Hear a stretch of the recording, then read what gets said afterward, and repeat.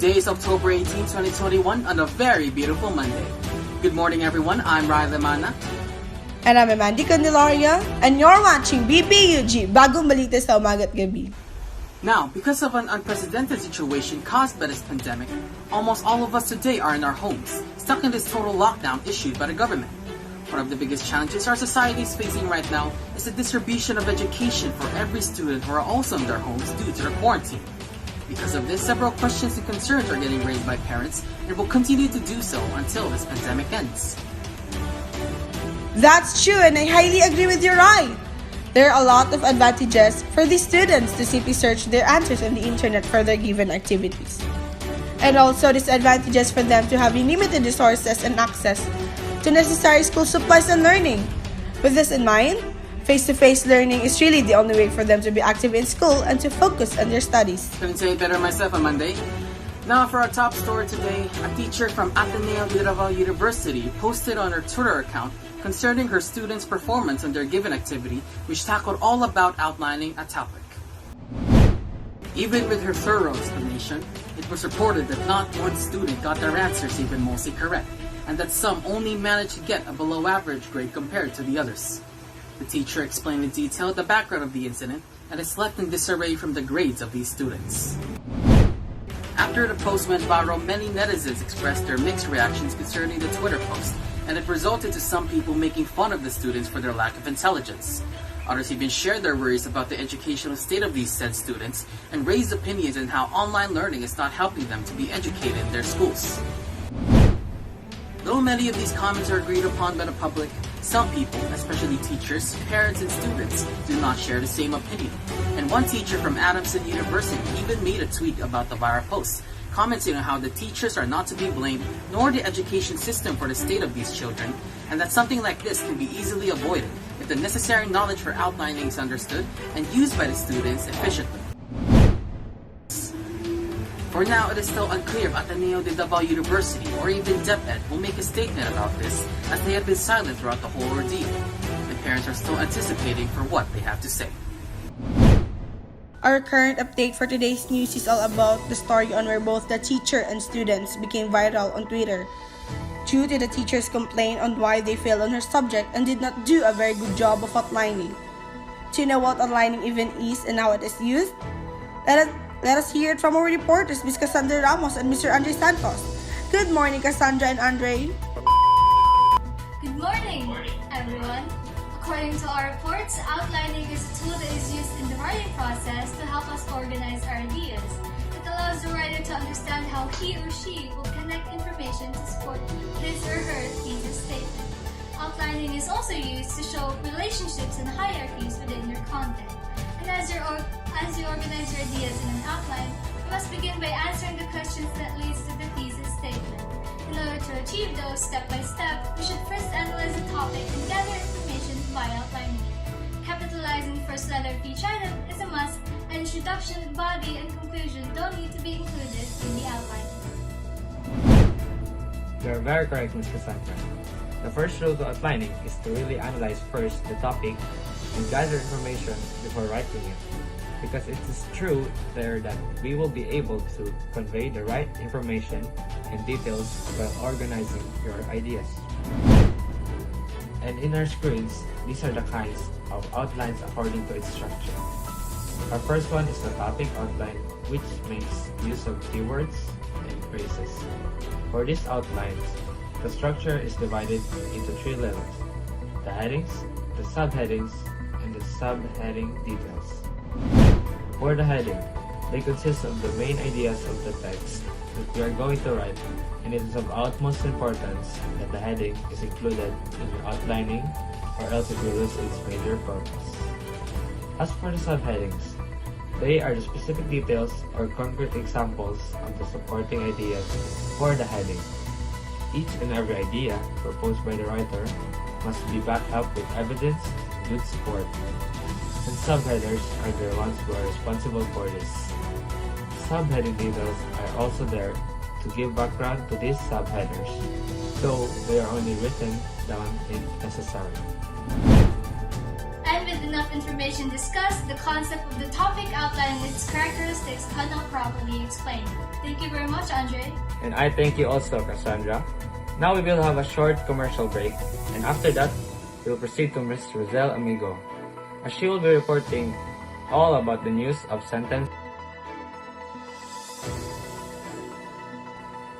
This is Andre Santos, And this is Cassandra Ramos, reporting in on BBUG.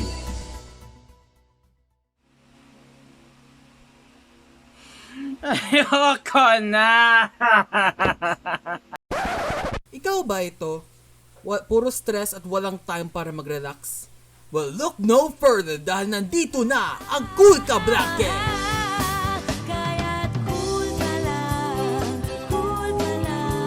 bakit ba palagi ka na lang ganyan? Cool ka lang, anin mo sa galit mo ay kukulit lang. When we relax, the flow of blood increases around our body, giving us more energy. It helps us to have a calmer and clearer mind, which aids positive thinking, concentration, memory, and decision making. Relaxation slows our heart rate, reduces our blood pressure, and relieves tension. Ano pang hinihintay nyo? Bumili na kayo ng Cool Ka Bracket! Na good time lang pala. Hello everyone, welcome back to BBUG. My name is Roselle Amigo, and today we will now proceed to the second type of outlining, which is the sentence outline. In sentence outline, all of the headings express in complete sentence and is more informative compared to the topic sentence. It is also known as expanded outline. In order to develop a detailed and organized sentence outline, these 3 steps must be followed to ensure its proper form. Step 1. Take the main ideas from the text in the order in which they are presented. Step 2.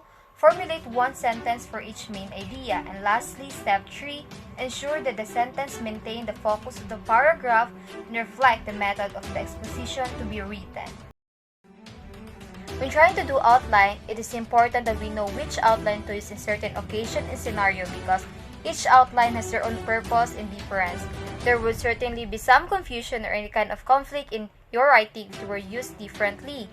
So it is advised that you take caution when writing one yourself. That is for the 2 types of outlining. Once again, I am Rosa Amigo reporting in on BBUG. Are you having a hard time writing an outline? Certainly. Outlining is very difficult to write when you don't have the necessary knowledge to write one. Because of that, we'll present you the guidelines or tips in writing an outline so that the incident concerning the viral Twitter post won't happen again. First, place the title at the center above the outline. It is obviously important to place it on top because it's the title of the work. Otherwise, no one, not even yourself, would understand what kind of outlining are you making or what topic is it tackling. Second, every level of the outline must have at least 2 items. Example for this is on the screen. 2 items are sufficient amount to give out more detail to your outline. Too much of it would make the outline too complicated. Third, put a period after each letter or number. This is important because it makes the outline look clean and readable. Fourth, indent each new level of the outline. And fifth, all items of one kind, which are the Roman numerals, numbers, letters, and etc., should line up with each other. 6. Capitalize each letter of the item. It's as simple as that. This is done to make your outline look proper and neat. 7.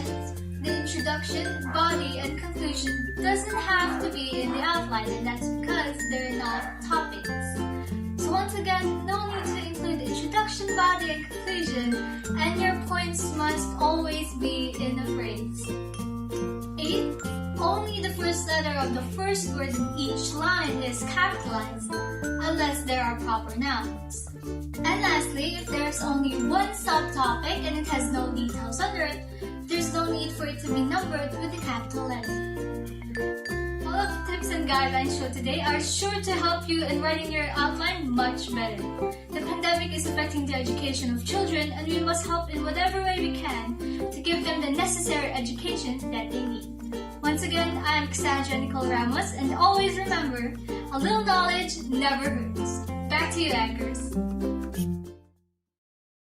Okay, that is all for the news and reports today for BBUG. Bagong balita sa umaga't gabi. Very well said for the reporters, and truly, knowledge has always been an important factor in our lives, and we cannot just stop its progress because of the situation today. So for all of you watching, hopefully you've learned something new, because that is our goal and purpose here on BBUG. And all of you students out there too, be good to your teachers, unless you want to get viral on Twitter too. And I mean it not in a good way. Exactly right. I'm sure that they now know how to write an outline efficiently and understand everything all about outlines.